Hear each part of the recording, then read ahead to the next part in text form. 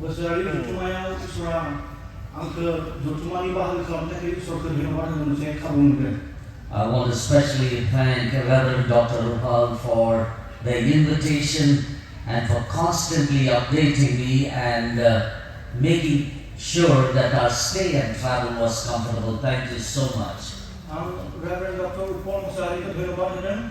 बिथाङा जिबायदि नांगौ खबरफोरखौ बेबायदि खबरफोरखौ होबाय थाबाय आंखौ मिथिहोबाय थाबाय जे गासैबो मोजाङै जानानै थाङो। I also want to thank the members of the Executive Council for having us here. आरो आङो Executive Councilनि सोद्रोमाफोरखौबो धन्यबाद होदों। I should also want to thank Brother Deepak Deshmukh for giving us time and being with us and taking us around and receiving us at the airport and making our travel and constantly seeing that we are comfortable. Mr. Deepak Deshmukhखौबो धन्यबाद होदों मानोना बिथाङा जोंजों लोगोसे थाबाय लांलाय लाबोलाय खालामबाय आरो एयारपर्टनिफ्राय जोंखौ लायनायाव सहाय खालामबाय। And I also want to thank Mr. Robinson for the wonderful hospitality. And I do not know the names of people who stood there to serve us, but there are more than 4 Matas in the house. मा फार्मानाव मावोरले मावदो बेबस्था खालामनानै आं गेरेजाव दङ दे जोंनि नांगौफोरखौ जगायबाय आरो आं मुंखौ मिथिजोबाब्लाबो आं 7 मार्ताफोर बे नखराव लोगो मोनदोंमोन जि आइजोफोरा जोंखौ जाहोनाय लोंनायाव हेफाजाब खालामदोंमोन बिथांमोनखौबो धन्यबाद होदों। The hospitality was so good I was afraid that we would be able to attend the service. जानाय लोंनाय जोंनो होनायफोरा आरो जोंखौ हेफा खालामनाया खोब मोजांमोन आरो बेफोरखौ नुनानै आङो बेबायदि सोमोनांदोंमोन जे जों बेखौ जानानै बे गिर्जायाव फैनो हागोन ना हाया बेखौ सिन्ता खालामदोंमोन। I want to thank the family for having us there. आरो जोंखौ लाखिनानै जोंखौ हेफाजाब खालामनो थाखाय बे नखरखौ धन्यबाद होदों। We have been studying God's Word every session. बे मानसिहा जोबोद मोजां आत्मा बा जिउ दङमोन। And as we participate in the consecration service tonight, आरो बे मोनाबिलि समाव जों जिहेतु बे गावखौ गथायनाय गिर्जायाव बाहागो लादों। the Lord is looking for a man and woman with an excellent spirit. इसोरा बेयाव बाहागो लाफैनाय नोंथांमोननिफ्राय बेबायदि मोनसे गोगोम आत्मा नोंथांमोननाव थानायखौ हास्थायदों। In the Bible, बाइबेलाव we also read about another man जों सासे गुबुन मानसिनि बाथ्राबो मोनबावो who had a different spirit. जायहा गुबुन गुबुन रोखोमनि जिउ बा आत्मा दङमोन। I will show you who that man is and then come to that excellent spirit. आरो बे बाथ्राखौ नोंथांमोननो दिन्थिनानै आङो बे जाय मानसिहा मोनसे मोजां आत्मा दङ बिनि बाथ्राखौ बुंनो हास्थायदों। Look at Numbers chapter 14 verse 24. बिसान बिजाब Numbers chapter 14 1-4 बिसान बिजाब 14 बाला and verse 24. 34 सिरियाव जों नायब्ला बेखौ मोनगोन। But my servant Caleb, because he has a different spirit in him and has followed me fully, I will bring him to the land where he went, and his descendants shall inherit it. Numbers chapter 14, 1-4, verse 24. 24 सिरि 14 बाला 24 सिरि आं फरायनि।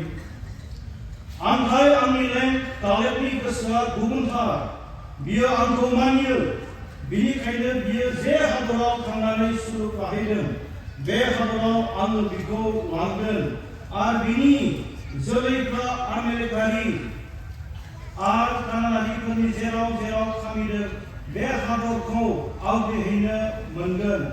गाबोन नोंसोर गिदिंफिननानै गोजा सागरनि लामाजों मारुग्राम फोथारबारियाव थांदो। Also look at Joshua chapter 14.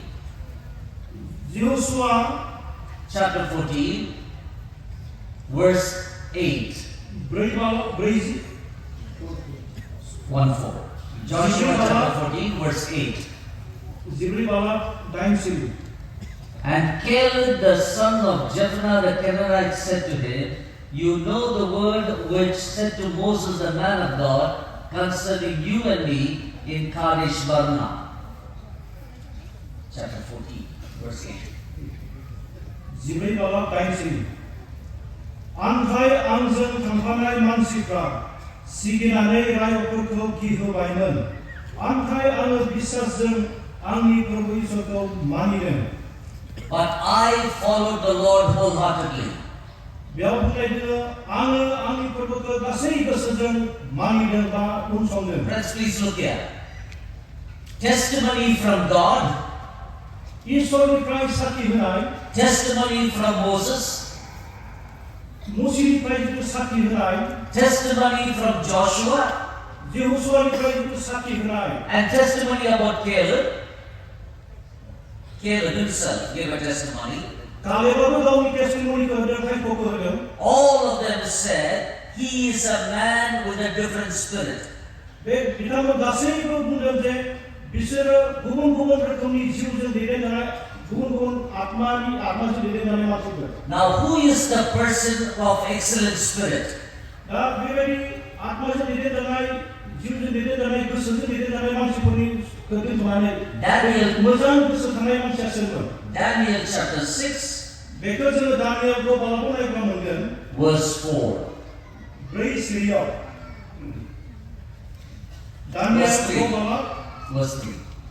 3:4 Then this Daniel distinguished himself above the governors and satraps because an excellent spirit was in him, and the king gave thought to set him over the whole realm. बेयाव बेबायदि लिरनाय दङ आरो मोजांसिनथार आखला दानियेलनियाव थानायखाय बियो बे सानै दैदेनगिरि आरो 162 गाहाय हादर बेंग्राफोरनिख्रुइ गोरोंसिन नुजाबाय You know, when I talk to some people,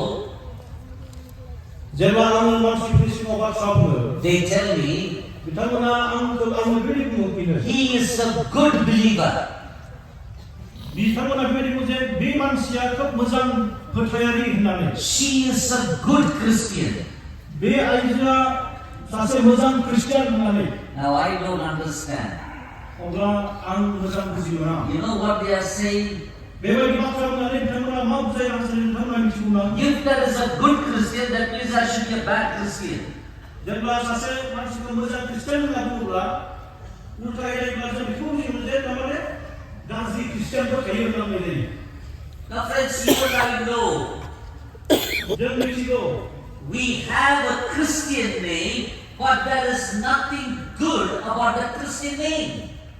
जों गासिबो ख्रिस्टियान नाथाय ख्रिस्टियानफोरहा मोजां मुं गैया Judas Iscariot.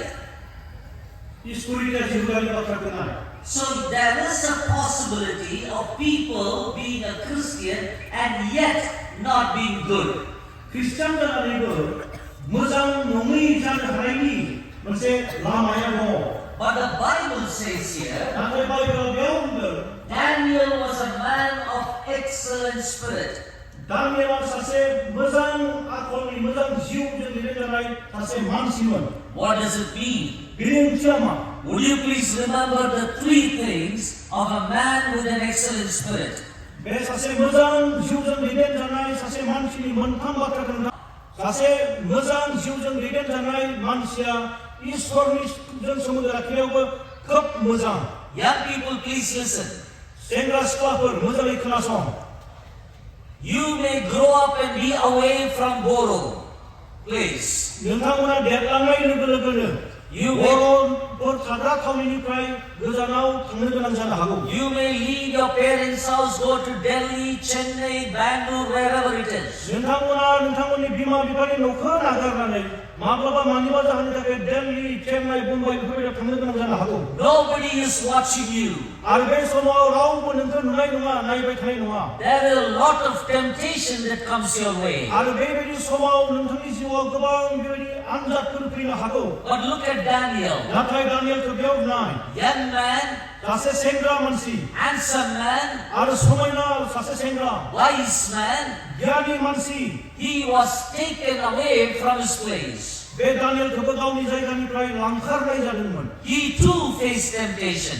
बियो गावनि जिथु आनजाद बिनि मोगा-मोगि जानो गोनां जादोंमोन But he put his foot down and said, I will not yield to this temptation. आरो नाथाय जेब्ला आनजादफोरा फैदोंमोन बियो बुंबायमोन आङो बे आनजादफोरजों देरहाजानाय नङा Look at that young man Joseph. आरो बे सेंग्रा सासे जोसेफनि बाथ्राखौ खोनासं He was only 17 years old. बियो सासे 17 बोसोरनि सेंग्रामोन His mother died. बे समावनो बिनि बिमाया थैदों His father rejected him. बिनि बिफायाबो बिखौ नेवसिदों His brothers rejected him. बिनि बिदा फंबायफोरा नेवसिदों His boss misunderstood him. बिनि बिगोमायाबो बिखौ नंखाय बुजिदोंमोन And he had an opportunity to misbehave with that woman. आरो बियो सासे आइजोजों थाफानो खाबु मोनदोंमोन She called him. बे आइजोआ बे जोसेफखौ लिंहरदोंमोन She tempted him. बे आइजोआ बिथांखौ आनजाद लादोंमोन Nobody was in that place. बिथाङा हारसिंसोमोन रावबो गैयामोन He could have easily said, okay. बे जोसेफआ गोरलैनो बुंनो हागौमोन जागोन But look at what Joseph said. नाथाय जोसेफआ बे समाव मा बुंखो खोनासं How can I do this against my God? बे खामानिखौ आं इसोरनि बिरुद्धि खामानिखौ माबोरै मावनो हागौ He did not look around and say, hey, somebody is seeing, I will not do it. बियो बेबायदि सोरगिदिं नायनानै बुङाखैमोन जे सोरबा दङब्ला खाथियाव आं बेखौ मावनो हानाय नङा होननानै The man and a woman with an excellent spirit will not give in to temptation. मोजां गोसोजों दैदेनजानाय मोजां जिउजों दैदेनजानाय मानसिफोरा गावखौ फाबाव बा आनजादाव गथायनाय नङा Because he was faithful, मानोना बे जोसेफआ फोथायसुला सासे मानसिमोन he was put as one of the chief of 120 satraps. बेनिखायनो बिखौ 120 जन मानसिनि गेजेराव बिगोमा खालामनाय जानायमोन Because the king wanted somebody trustworthy. मानोना राजाया बे समाव सासे फोथायजाथाव मानसिखौ नागिरदोंमोन And Daniel was given charge. आरो बै खामानिनि थाखाय दानियेलनो खाबु होनाय जादोंमोन The moment Daniel was given charge, जेब्ला जि समाव दानियेलनो राजाया खाबु होबाय people were jealous of him. बे समावनो मानसिफोरा दानियेलखौ मेगन सानो My dear Christians, आंनि अनजाग्रा ख्रिस्टियान लोगोफोर whenever God blesses you, there will be people who will be jealous of you. जेब्ला इसोरा जोंखौ आशीर्वाद खालामो बोर होयो अब्ला जोंखौ मेगन साग्रा मानसिफोरबो थागोन People who work with you will be jealous of you. मानसिफोरा जोंखौ मेगन सागोन People who teach with you will be jealous of you. जाय मानसिफोरा नोंखौ फोरोंनायमोन बेबायदि मानसिफोरानो मेगन साग्रा जानोबो हागौ Till then they were okay with Daniel. बे समायहालागै दानियेलनि जिउआव थिगानो दङमोन But the moment God lifted Daniel, नाथाय जि समाव इसोरा दानियेलखौ गोजौआव दैखांलांबाय people wanted to pull him down. बे समावनो मानसिफोरा बिखौ आरोबाव बोख्लायफिननो सेस्ता खालामदोंमोन Maybe you are facing that kind of a jealousy and envious environment. जानो हागौ नोंथांमोनाबो बेबायदि मेगन साजानाय आरो मुगैजानाय बेबायदि बारहावानि गेजेराव दङ They tried to find fault with Daniel. बे मानसिफ्राबो दानियेलनाव माबा मोनसे गोरोन्थि नागिरनो हास्थायदोंमोन Look at verse 4. 4 सिरियाव नोंथांमोना नाय Nor was there any error or fault found in him. The last part of verse 4. बिनि जिउआव जेबो गोरोन्थि मोननाय जायाखैमोन But they knew that they should catch Daniel somewhere. नाथाय दानियेलखौ बबेबा मोनसे समायाव माबा मोनसे खालामनांगौ बिनियाव गोरोन्थि दिहुनथारनांगोन बेखौ बिथांमोना सानदोंमोन Please listen, friends. अननानै लोगोफोर खोनासं Some Christians have lost their testimony in the place of work. माखासे ख्रिस्टियानफोरा जेराव गावसोरा खामानि मावो बे जायगायाव थानाय समाव गावनि ख्रिस्टियाननि हायखौ होनो गोमा हायि जादों There is no difference between a child of God and the others. इसोरनि बिसा आरो गुबुन बिसाफोरनि गेजेराव जेबो फाराग गैयै बेबायदि जानानै फैदों दायो Excellent spirit in character, आखल आखुआव मोजां मोनसे स्वभाब जानांगौमोन excellent spirit in work. खामानियाव मोनसे मोजां नुजानाय जानो नांगौमोन May I say this for all of us who are working. जायफोरा गुबुन गुबुन खामानियाव दङ नोंथांमोननि थाखाय आं बे बाथ्राखौ बुंनो हास्थायो Whether you're a teacher or a businessman, wherever you work, नोंथांमोना फोरोंगिरि जानो हागौ बेफार खालामग्रा जानो हागौ नोंथांमोना जेरावनो खामानि मावा मानो a Christian will excel in what he does. ख्रिस्टियानफोरा जि खामानि मावो बेयावनो जौगागोन They will never look for shortcuts. बिथांमोना बारस'नानै खामानि मावनायखौ नागिरा Because we are not teaching for the management, we are teaching for the Lord and the King of Kings. मानोना बे ख्रिस्टियानफोरखौ माबोरै खामानि मावनांगौ बेबायदि आयेननि गेजेरजों नियमनि गेजेरजों फोरोंनाय जायाखै नाथाय इसोरासो माबोरै खामानि मावनांगौ बेखौ फोरोंदों So being an excellent spirit is not a private matter, it is a public display. बेनिखायनो मोनसे मोजां जिउजों दैदेनजानाय मोजां आखलनि जानाय गावनि बाथ्रा नङा नाथाय बेयो समाजनि गेजेराव खामानि मावनायजोंसो नुजाहोजानाय